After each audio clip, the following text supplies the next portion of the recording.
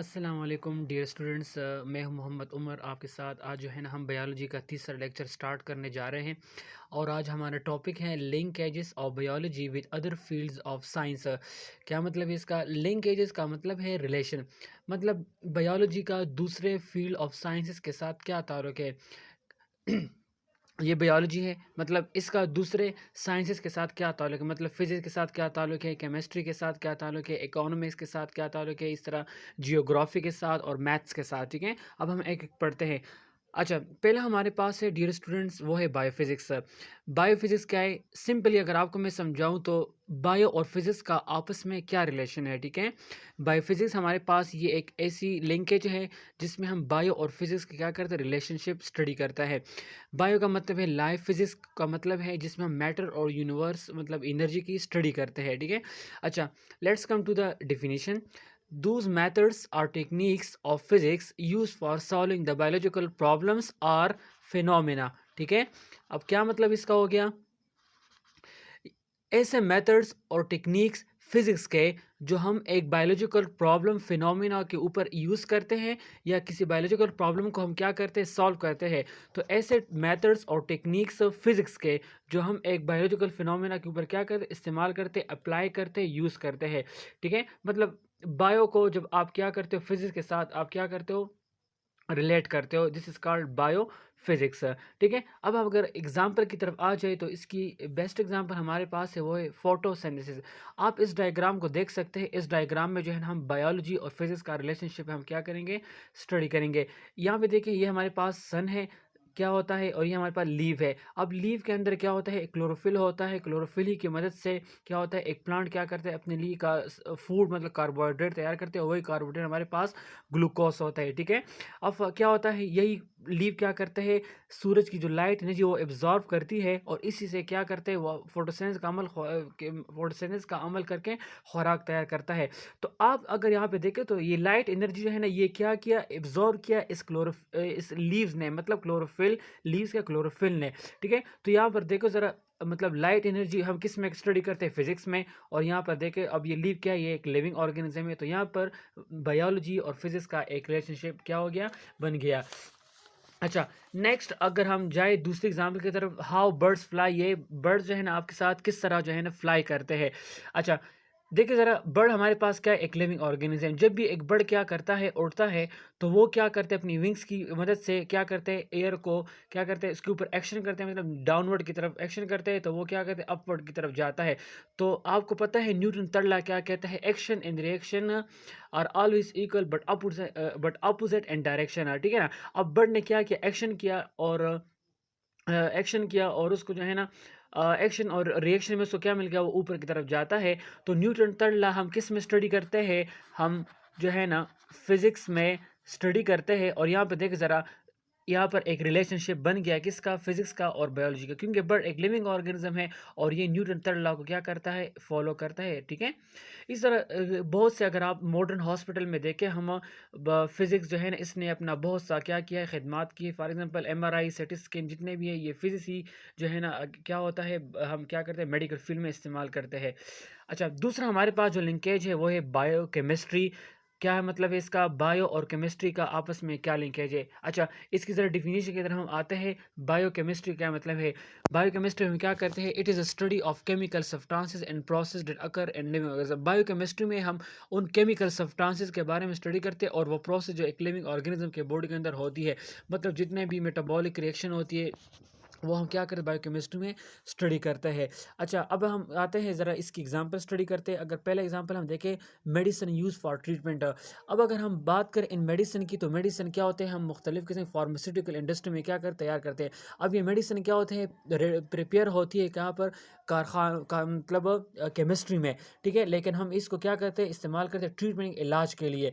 तो ट्रीटमेंट, अगर एक ह्यूमन बींग है, उसको बीमारी है, और वही मेडिसिन आप क्या कर इसके ऊपर देते हैं। अगर ये मेडिसिन अब उसको क्या, उसको ठीक करता है या मतलब या ठीक नहीं करता है। ठीक है, तो क्या हो गया, यहाँ पर एक लिंकेज, एक रिलेशनशिप बन गया किसका, मतलब केमिस्ट्री और बायो का, क्योंकि मेडिसिन हम तैयार करते हैं किस में, केमिस्ट्री में। और इसी तरह जो है ना इलाज जो है ह्यूमन बीइंग है तो वो बायोलॉजी में है, क्या है वो एक लिविंग ऑर्गेनिज्म है। इस तरह हम फोटोसिंथेसिस की अगर बात करें तो फोटोसिंथेसिस में जो प्लांट होता है वो लाइट लेता है सन से, वाटर लेता है सोल से, कार्बन डाइऑक्साइड लेता है एयर से। अगर आप यहाँ पे देखें ज़रा तो क्या है ये, अगर हम देखें ये वाटर पानी क्या है, मॉलिक्यूल भी है, कंपाउंड भी है। तो कंपाउंड और मतलब क्या है, सॉइल क्या है, एक लिविंग थिंग है, ठीक है। तो यहाँ पर क्या है, सॉइल हम बायो में स्टडी करते हैं तो इन कंपाउंड मॉलिक्यूल वाटर का रिलेशन बन गया किसके साथ, केमिस्ट्री के साथ। इस तरह कार्बन डाइऑक्साइड भी एक कंपाउंड है मतलब एयर के साथ, इसका क्या हो गया, एयर जो हम बायोलॉजी में स्टडी करते हैं तो इनका एक रिलेशनशिप बन गया। तीसरा एग्जाम्पल है रिस्पायरेशन। रिस्पायरेशन वो प्रोसेस जिसमें हम क्या करते हैं, फूड मॉलिक्यूल ब्रेक डाउन होती है किसकी मदद से, ऑक्सीजन की मदद से, ठीक है ना। अब ऑक्सीजन क्या है, मॉलिक्यूल है। तो यहाँ पर भी क्या होगा, ये ऑक्सीजन आके फूड मॉलिक्यूल ब्रेक डाउन करके क्या एटीपी एनर्जी क्या होती है, रिलीज होती है कहाँ पर, सेल में, ठीक है। अच्छा, चौथा एग्जाम्पल इसके डाइजेस्ट सिस्टम। अगर हम अपनी डाइजेस्ट सिस्टम को देखें, जो जितने भी आपके साथ जो उसके अंदर प्रोसेस होते हैं वो तमाम केमिकल प्रोसेस की मदद से होती है, ठीक है। अच्छा स्टूडेंट्स, तीसरा हमारे पास जो वो है ना बायो, हमारे पास जो लिंक है वो है बायो जियोग्राफी। बायो का मतलब वैसे लाइफ, जियो का मतलब है अर्थ। तो अगर आप देखें बच्चे, इसमें क्या होता है, अगर एक ऑर्गेनिज्म है वो अपनी लाइफ जब ज़मीन पर क्या करता है, गुजारता है, तो यहाँ पर क्या हो गया, एक ऑर्गेनिज्म का ज़मीन पर लाइफ गुजारना, ये भी एक क्या हो गया, लिंकेज बन गया। अच्छा, इसकी प्रॉपर डिफिनीशन हम किस तरह करेंगे, यहाँ पे देखिए ज़रा, the distribution of different living organism and different geographical region of the world. जब हम लिविंग ऑर्गेनिज्म को दुनिया के मुख्तलिफ पार्ट्स में क्या करते हैं, उनकी डिस्ट्रीब्यूशन का तकसीम करते हैं, ठीक है ना, दिस इज कॉल्ड बायोजियोग्राफी है। मैंने आपको बताया ना कि मतलब एक ऑर्गेनिज्म है, मतलब एक प्लांट है, वो मतलब दुनिया के मुख्तलिफ पार्ट में क्या ज़िंदगी गुजारता है। तो यहाँ पर बायो और जियोग्राफी का एक रिलेशनशिप बन गया। फॉर एग्जाम्पल अगर हम देखें पोलर बियर, पोलर बियर कहाँ पे जाता है, आर्टिक रीजन में होता है जहाँ पे बहुत ठंड वगैरह होती है। इसने अपने बॉडी के अंदर ऐसे एडोप्टेशन किए होते हैं जो वहाँ पर वो क्या करता है, जैसे चेंजेस लेकर जहाँ पर लाइफ मतलब ऐसे बड़े हेयर्स इसके बॉडी पर ज़्यादा होते हैं जहाँ पर वो लाइफ क्या करते हैं, सर्वाइव कर सकता है, ठीक है। तो पोलर बियर क्या है, अब हम पोलर बियर हम बायोलॉजी में स्टडी करते हैं, लेकिन ये क्या है, दुनिया के एक कोने में रहते हैं, मतलब रीजन आर्टिक रीजन में। तो यहाँ पर बायोलॉजी और जियोग्राफी का रिलेशन बने। इस तरह अगर हम मॉस्किटो की बात करें, इनोफिलिस एक फीमेल मॉस्किटो है जो कि हम बायोलॉजी में स्टडी करते हैं, और वो एक एरिया इलाका गया तो इसका भी एक रिलेशनशिप बन गया। अच्छा, चौथा हमारे पास डियर स्टूडेंट वो है biostatistic. Biostatistics is also called biometry, ठीक है। अच्छा, इसमें हम क्या स्टडी करते हैं, मैथ्स और बायोलॉजी का आपस में क्या रिलेशनशिप है, ठीक है ना। अच्छा, इसकी डिफिनीशन की तरफ अगर हम जाए, the study of application of statistical formulas on biological data. जब भी हम क्या करते हैं, स्टैटिस्टिकल मैथमेटिकल फार्मूला जब हम एक बायोलॉजिकल डेटा के ऊपर क्या करते हैं, इस्तेमाल करते हैं, दिस इज कॉल्ड बायोस्टैटिस्टिक्स, ठीक है ना। क्या मतलब है, जब भी आप मैथ्स के फार्मूला किसी बायोलॉजिकल डेटा के ऊपर इस्तेमाल करते हो, दिस इज कॉल्ड क्या, बायोस्टैटिस्टिक्स।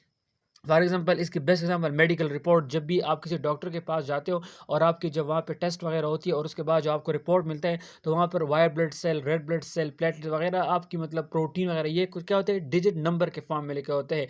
तो आप देखते हैं कि मतलब इतना आप में मतलब वाइट ब्लड सेल है, इतने मतलब रेड ब्लड सेल है, प्लेटलेट्स है, प्रोटीन है। तो वो क्या है, वो मतलब यहाँ पर देखिए ज़रा, वो नंबर जो है ना, हम मैथ्स में स्टडी करते हैं, लेकिन इसका क्या हो गया, बायोलॉजी का मैथ्स के साथ रिलेशन यहाँ पे बन गया, ठीक है ना। अब वाइट ब्लड सेल ये हम बायो में स्टडी करते हैं, तो उसका जो है ना एक रिलेशनशिप बन गया किसके साथ, मैथ्स के साथ। इसी तरह अगर हम क्या करते हैं, एक रिसर्च प्रोजेक्ट करते हैं, एक प्रोजेक्ट हमें मिलता है, तो हम क्या करते हैं, उनमें मुख्तलिफ नंबर की मदद से हम क्या करते, प्रोजेक्ट क्या करते हैं, फिर उसको हम समराइज डेटा वगैरह समराइज करते हैं, और उसके बाद हम उसका क्या करते हैं, हम रिजल्ट इसका निकालते हैं। पांच हमारे पास है बायो इकोनॉमिक्स। इकोनॉमिक्स को हम उर्दू में कहते हैं मैईशत, ठीक है।